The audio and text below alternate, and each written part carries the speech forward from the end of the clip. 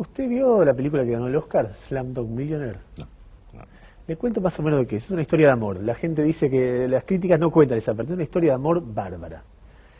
Ahora, en el medio son chicos que nacen en las villas miserias más increíbles que uno pueda imaginar, de por lo numerosos, por lo violentos. Y hay una parte donde los chicos son sometidos a vejaciones tremendas. Bandas de mafiosos que los explotan, a algunos los enceguecen para que cuando canten ganen más limosnas, porque los chicos ciegos que cantan ganan más. Es decir, una cosa horrible. Y es la historia de dos hermanos y otra chica que se escapan de eso, pero van viviendo todo eso. La madre que es asesinada en una lucha religiosa, la pobreza más tremenda, la violencia de las bandas mafiosas. Yo la vi hoy y estaba pensando, cuando yo la veía, pensaba en un momento, esto es bueno porque cuenta la historia del lugar de quienes nosotros, los de clase media, vemos como victimarios. No cuenta la historia desde nuestro lugar, cuenta la historia de ellos. De la visión del otro. Entonces yo veía a uno de los chicos y decía, ¿cómo a alguien se le puede ocurrir a estos chicos, después de todo lo que vivieron, ponerle la pena de muerte? Ahora, después cuando la cosa se ponía pesada y cuando ya eran jóvenes y ya estaban, bueno, con un nivel de violencia, pensaba, ¿qué solución hay ahí? Porque la pena de muerte uno por convicción dice, no, ¿qué solución hay? Cuando llegas al final del camino. Y yo sabía que lo iba a tener acá y le iba a preguntar, porque las cosas que usted dice van tan a contramano de lo que visceralmente mucha gente opina en las radios, en la tele, dice, no, porque no hay otra... Es que el sistema necesita plantear esos casos, y el sistema necesita crearlos, porque si no los tiene, ¿dónde está el enemigo? Ahora, pero cuando alguien dice, pasa lo de Garrido, y llama a una radio y dice, sí, no hay otra forma que, porque este tipo ya salió libre, ¿cómo le explica que no? No hay otra forma que ¿qué?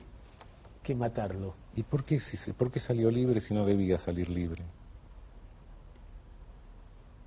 Esa es una pregunta. Y si debía salir libre, ¿qué otra forma teníamos? Es decir, si alguien sale libre es porque cumplió una pena. Y si la pena fue correcta, la cumplió. Bueno. Y si después comete un homicidio, hay que sancionarlo por el homicidio. ¿Sí? ¿Quién puede prever lo que va a hacer usted o yo dentro de 10 minutos? ¿Por qué alguien que sale de una cárcel va a tiene más posibilidades o probabilidades de cometer delitos que yo? Es imprevisible. ¿Cuál es el supuesto que hay detrás de ese procedimiento? ¿Por qué alguien supone que sí? Se supone que sí porque de alguna manera hay una vieja idea de asumir el estereotipo. Si de alguna forma criminalizamos a alguien, si de alguna forma a todos le decimos que es un delincuente, si de alguna forma le decimos que es una porquería, es como el elemento patológico que hay adentro de la familia. Toda familia patológica busca a alguien más débil y le carga todo. Es el mal hijo, es el degeneradito, es el hijo pródigo, etcétera, hasta que el otro asume el rol y le rompe el árbol de Navidad en la cabeza a la mamá. Eso pasa en cualquier... Bueno, la psicología lo conoce perfectamente. Bueno, ese mismo procedimiento se adopta en la sociedad, entonces cuando el sujeto asume el rol, no es que yo robé, yo soy ladrón, se comporta como tal. En definitiva, en la sociedad todos nos comportamos de alguna manera, en alguna medida, como los demás nos reclaman que nos comportemos, ¿no? Si no nos comportamos de esa manera, no tenemos roles, no respondemos a demandas de roles, y bueno, no nos entendemos, ¿no? Usted supone que yo me comporto como entrevistado, yo supongo que usted se comporta como periodista, por eso nos sentamos en la mesa. Cada uno tiene un uniforme. Y un ladrón se comporta alguien que lo miran... Y si todo el mundo lo mira como ladrón, responde como ladrón, ¿no? Usted hace años viene tratando de discutir en el ámbito de derecho y ámbitos populares también estas ideas. Yo me acuerdo de una época que ustedes usaban como sinónimo de lo que no había que hacer. Sí. No queremos, me acuerdo Rucauf en esa época de que se puso tan hicieron de moda, lo otro y tiene este resultado. Un resultado horrible. Bueno.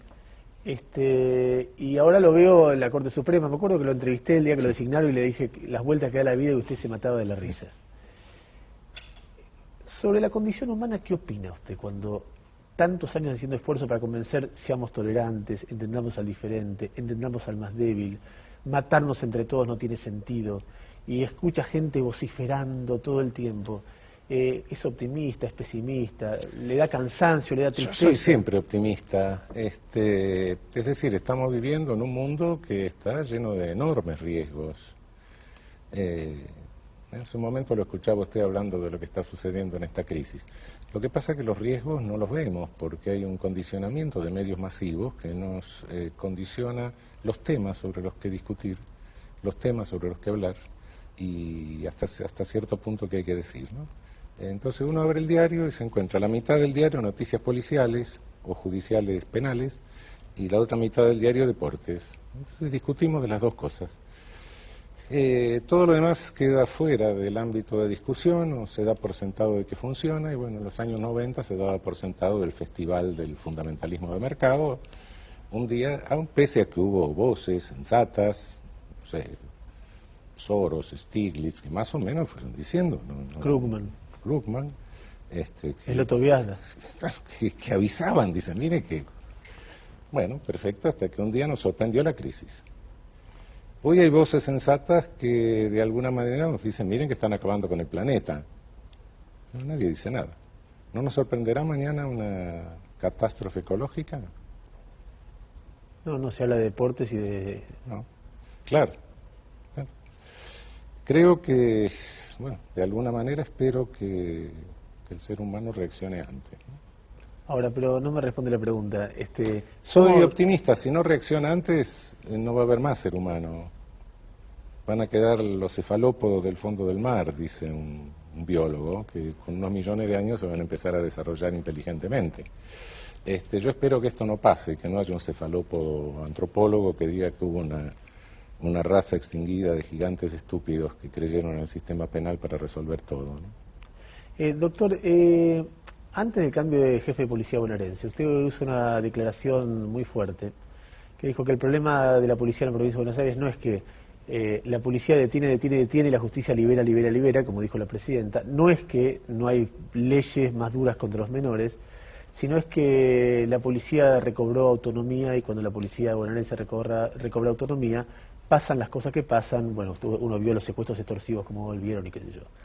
Scioli le respondió que usted es un buen académico pero que sabe poco de política concreta. Después Kirchner salió y lo retó a Scioli en público y dijo, hacía algo con la policía porque esto... y cambió. ¿Por qué cree que cuando la policía bonaerense gana autonomía el delito recrudece? No es la policía bonaerense. Hay un fenómeno que lo conocemos al diagnosticar cualquier sistema penal en la región, que es el fenómeno de autonomización de las policías.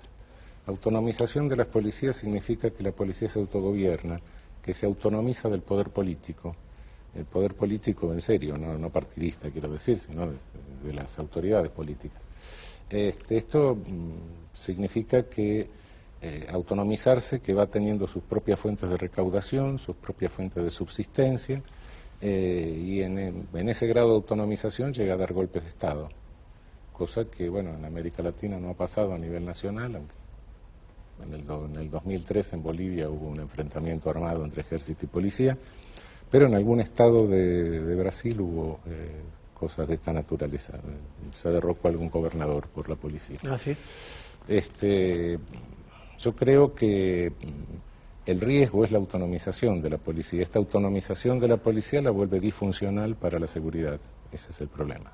¿Por qué? En eso creo que bueno, porque naturalmente se convierte en un organismo que funciona por su lado, su función es recaudar y por ende no es proveer seguridad, tiene sus propios criterios de operatividad, de evaluación de la operatividad, que son diferentes a los que se les baja desde el gobierno civil, desde los políticos, desde el gobierno político.